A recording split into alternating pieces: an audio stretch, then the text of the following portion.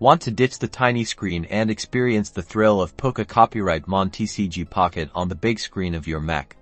Let's get you set up in under 2 minutes. First, head over to BlueStacks.com, that's BlueStacks.com, and download the latest version of BlueStacks for macOS. It's an Android emulator that will let you run mobile apps like Pokemon TCG Pocket. Once the download is complete, open the installer and follow the on-screen instructions to install BlueStacks. You might need to grant some permissions in your system preferences for it to work correctly, so pay close attention to any prompts. After BlueStacks is installed and running, open the Google Play Store. It might ask you to sign in with your Google account. Go ahead and do that so you can access the apps. Search for Pokemon TCG Pocket in the Play Store.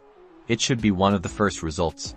Click on the Install button to download and install the game within BlueStacks. Once the installation is finished, click the Open button. Pokemon TCG Pocket will now launch inside BlueStacks on your Mac. Let it download any additional data it needs. And that's it. You're now playing Pokemon TCG Pocket on your Mac. Enjoy the larger screen and get ready to build your ultimate deck. Don't forget to subscribe for more tips and tricks.